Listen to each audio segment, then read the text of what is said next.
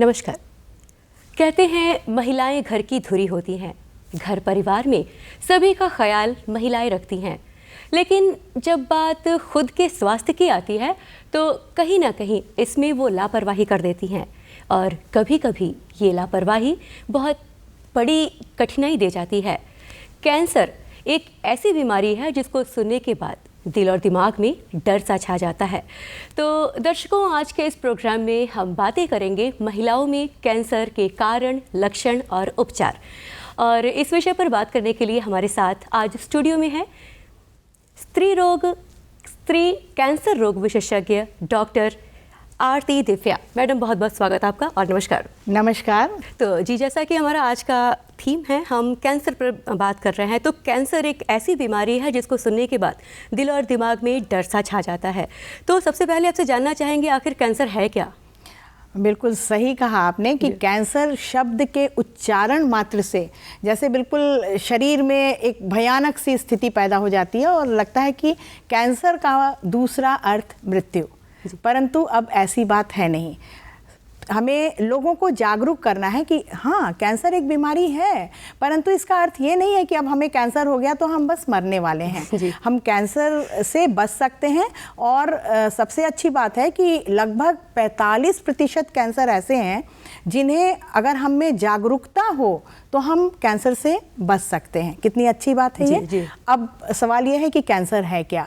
तो कैंसर का मतलब होता है हमारे शरीर में, ये सर से पाँव तक कहीं भी हो सकता है, क्योंकि हमारा ये शरीर बहुत सारे अंगों से बना है और ये अंग ऊतक से बनते हैं, टिश्यू से बनते हैं और टिश्यू कई सारी छोटी छोटी कोशिकाओं या सेल्स को मिला के बनते हैं।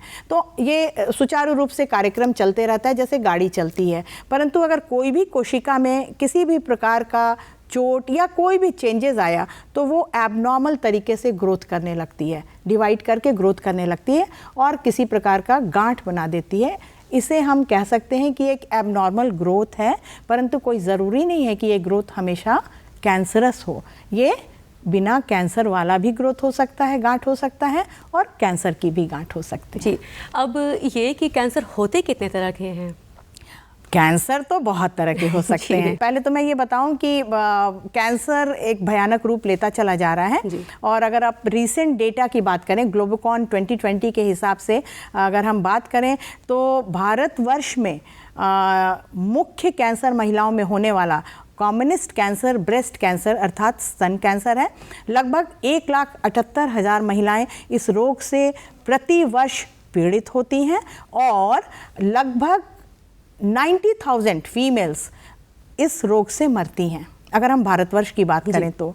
और सर्वाइकल कैंसर दूसरा मुख्य कैंसर है। पहला कैंसर हो गया ब्रेस्ट कैंसर, दूसरा सर्वाइकल कैंसर अर्थात बच्चेदानी के मुख का कैंसर और इससे लगभग 1,23,000 से 24,000 महिलाएं प्रतिवर्ष पीड़ित होती हैं और लगभग 77-78 महिलाएं प्रतिवर्ष अपना जान गंवा देती हैं इस बीमारी से। अगर विश्व की बात करें तो आप कह सकते हो कि प्रति 2 मिनट एक महिला कैंसर सर्विक्स से मरती है। और अगर हम भारत की महिलाओं को कंपेयर करें विश्व की अन्य महिलाओं से, तो अगर 4 महिलाएं सर्वाइकल कैंसर या बच्चेदानी के मुख के कैंसर से मरती हैं तो उसमें से 1 महिला भारतवर्ष की महिला होती है। मुझे रोमांच हो रहा है क्योंकि ये बड़ी अच्छी बात नहीं है, ये बहुत दुख की बात है। क्यों दुख की बात है? सर्वाइकल कैंसर पूरे संसार में महिला और पुरुष को अगर हम कंबाइन करें तो बच्चेदानी के मुख या ग्रीवा का कैंसर या सर्वाइकल कैंसर एक अनोखा कैंसर है जो पूरी तरह 100% प्रिवेंटेबल है। अर्थात हम अगर चाहें थोड़ी सी कोशिश, थोड़ी सी सूझबूझ तो ये कैंसर से हम पूरी तरह बच सकते हैं। परंतु दुख की बात यह है कि अभी भी हमारे भारतवर्ष में ये नंबर 2 का कैंसर बना हुआ है। तो मैडम, क्या कारण क्या है कि ये भारत में नंबर 2 का कैंसर है? पहले ये विश्व के डेवलप्ड अर्थात आप कह सकते हैं विकसित देशों में भी बहुत था, परंतु समय के साथ उन्हें चेतना आई। उन्होंने स्क्रीनिंग प्रोग्राम को लॉन्च किया और लोगों को जागरूक किया, अवेयर किया कि ये सर्वाइकल कैंसर है क्या।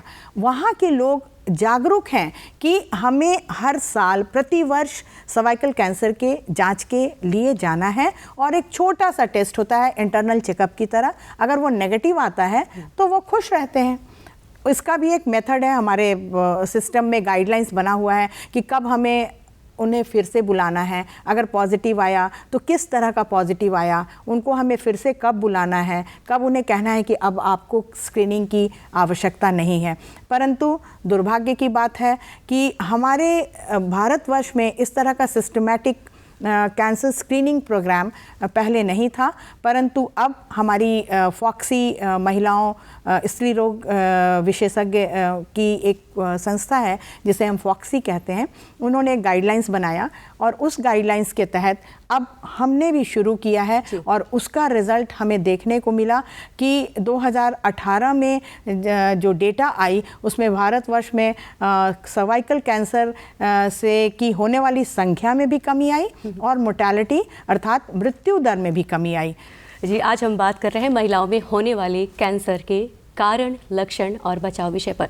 तो सबसे पहले शुरू करते हैं, ये स्तन कैंसर अभी आपने बताया, तो इसके लक्षण कैसे होते हैं और इसे कैसे पहचाना जाए? पहले तो हम ये सोचें कि ये स्तन कैंसर जो है ये क्यों इतना ज़्यादा हो रहा है।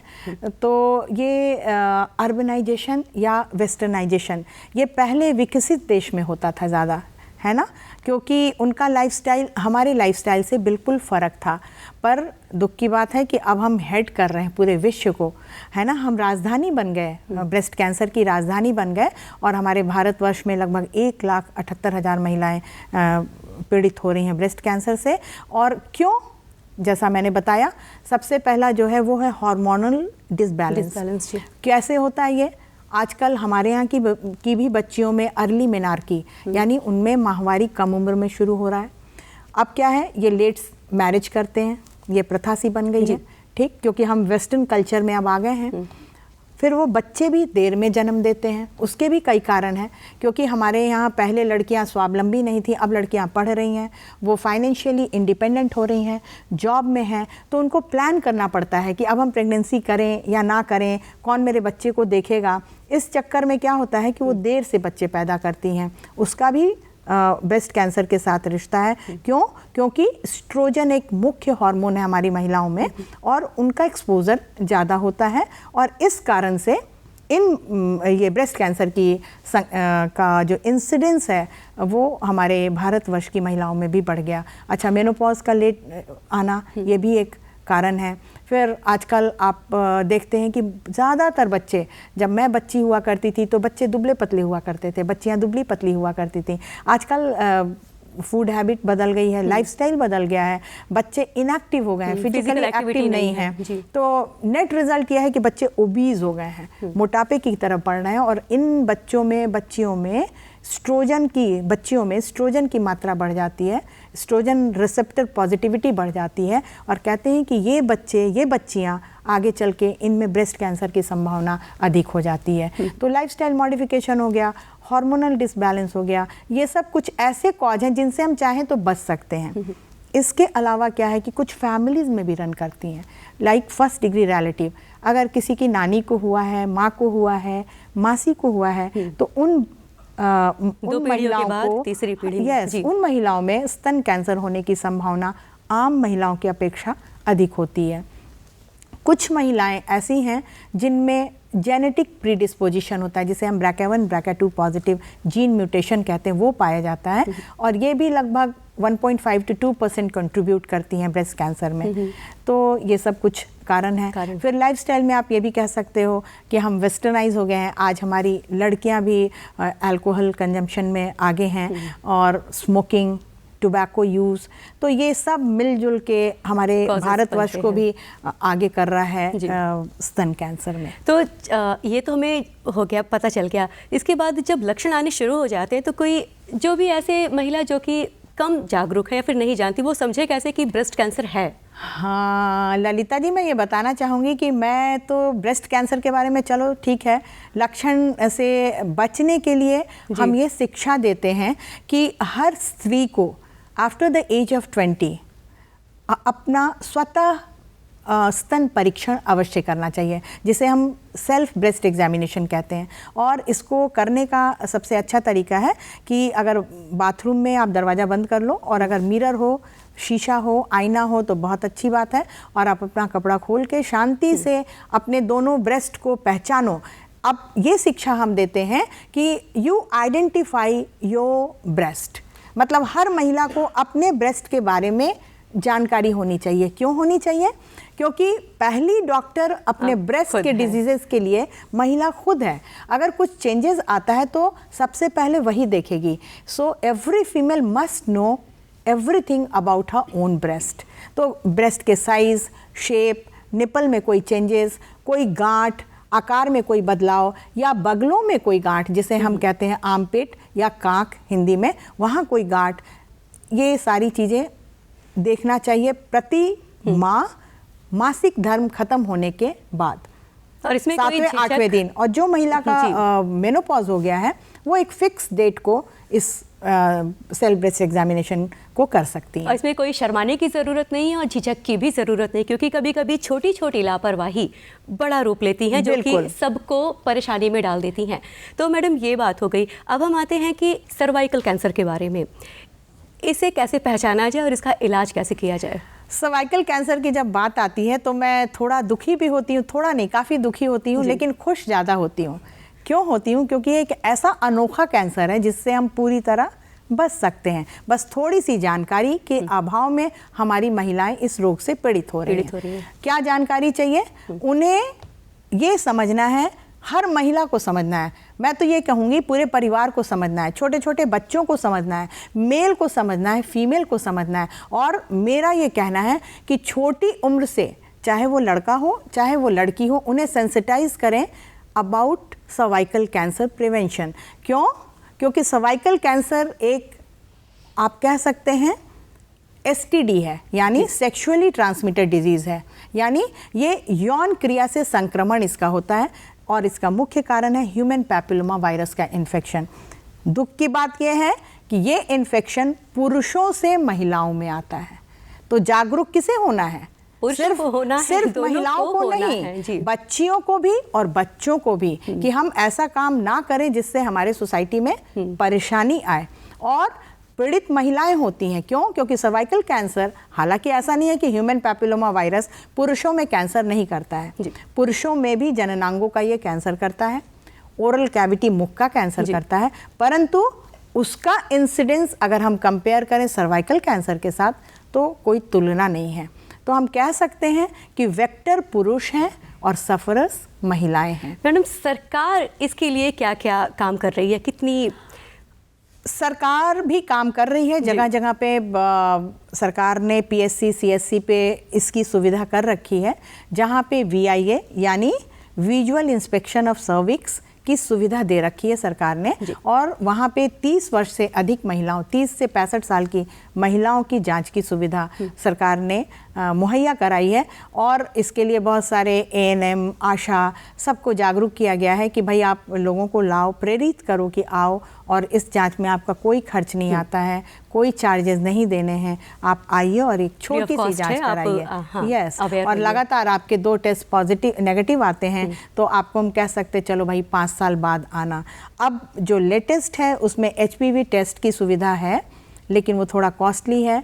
सरकार अभी उसको अपने उसमें रिजीम अपने प्रोटोकॉल में नहीं ला पा रही है, परंतु कहते हैं कि 30 साल के बाद अगर HPV टेस्ट नेगेटिव है तो उस महिला को पुनः जांच के लिए 5 साल बाद आना पड़ेगा।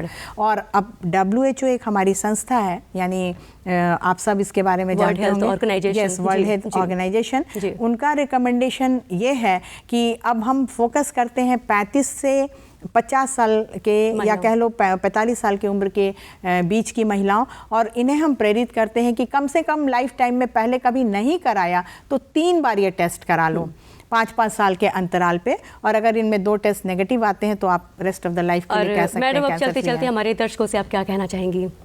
मैं यही कहना चाहूँगी कि आप जागरूक बनो, अपनी बच्चियों को शिक्षा दो सेफ सेक्स सेफ टाइम के लिए, उन्हें आप वैक्सीनेशन के लिए प्रेरित करो। ह्यूमन पैपिलोमा वायरस के अगेंस्ट में अब वैक्सीन आ गया है जिससे हम प्राइमरी प्रिवेंशन कर सकते हैं। ये फोकस करता है 9 साल से 15 साल की बच्चियों को, या अर्थात सेक्सुअल डेब्यू से पहले। हमारा फोकस यही है कि वो सेक्स में ना इंडल्ज हों, उसके पहले हम उन्हें वैक्सीनेट कर दें।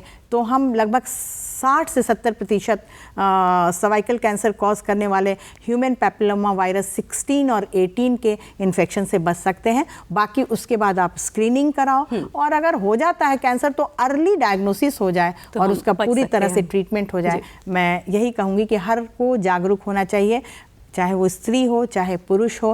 रादर पुरुष को ज़्यादा जागरूक होना चाहिए, क्योंकि हमारे भारतवर्ष में छोटा सा छोटा कार्य महिलाएं बिना घर के पुरुष से पूछे हुए नहीं करती हैं। इसलिए पुरुषों को आगे आना है ताकि आप अपनी महिलाओं को बचा सकें। महिलाएं घर का स्तंभ होती हैं, पिलर होती हैं, और एक माँ का घर से जाना, एक पत्नी का घर से जाना बहुत बड़ा एम्प्टीनेस क्रिएट कर जाता है। मैडम, आप हमारे स्टूडियो में आई और इतनी अच्छी जानकारी हमसे साझा की, इसके लिए बहुत बहुत धन्यवाद। तो दर्शकों, देखा आपने किस तरह से थोड़ी सी सावधानी बरत के और सतर्कता बरत के और अवेयरनेस के साथ हम इतनी बड़ी बीमारी होने से रोक सकते हैं, अपना ख्याल रख सकते हैं। तो उम्मीद करते हैं कि आज का कार्यक्रम आपको अच्छा लगा होगा। जो भी हमारे डॉक्टर ने आपसे कहा आप उस पर ज़रूर अमल करेंगे। तो अब अनुमति दीजिए। नमस्कार। नमस्कार।